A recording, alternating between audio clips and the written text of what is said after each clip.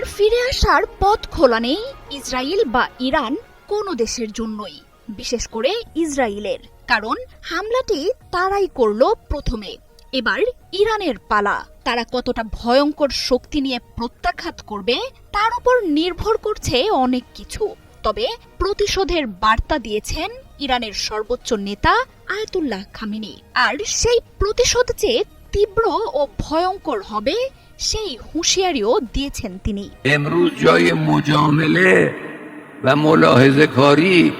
Israel বলছে ইরানে কয়েক দফা হামলা হয়ে গেছে, এই অভিযান চলবে বলেও জানিয়েছেন নেতানিয়াহু।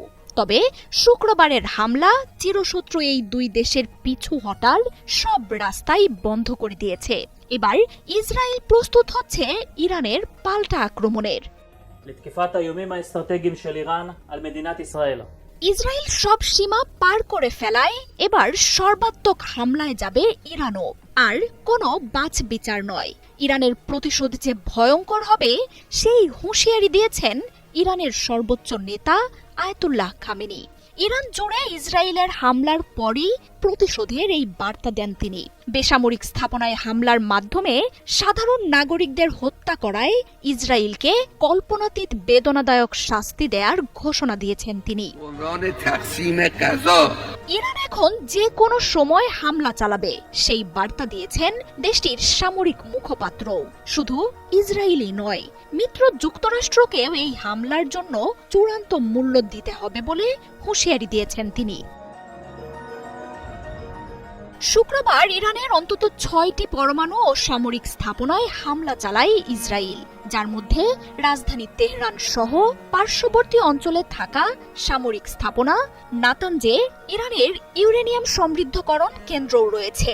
এছাড়াও হামলা হয়েছে তাবরিজ শহরে পরমাণু গবেষণা স্থাপনায়। ইস্পাহান, আরাক, কারমানশাহের মতো সামরিক ও পরমাণু স্থাপনা থাকা শহরগুলোও এসেছে ইসরায়েলের হামলায়। ইরানের বিপ্লবী গার্ড বাহিনীর প্রধান কার্যালয়েও হামলার কথা নিশ্চিত করেছে নেতানিয়াহুর বাহিনী।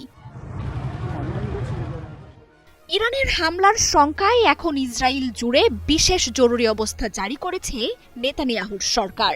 হাইফা, তেল আবিব সহ সারা দেশ জুড়ে যুদ্ধকালীন প্রস্তুতি নিচ্ছে স্বেচ্ছাসেবক ও হাসপাতালগুলো।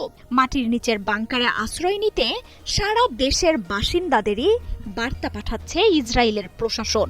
ইসরায়েল জুড়ে দেখা দিয়েছে তুমুল বিশৃঙ্খলা।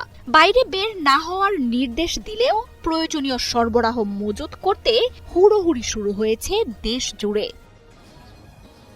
শুধু সাধারণ নাগরিকই নয়, ইরানের সর্বাত্মক হামলার শঙ্কায় ইসরায়েলের গুরুত্বপূর্ণ সামরিক নেতাদের গোপন আস্তানায় সরিয়ে নেওয়া হয়েছে।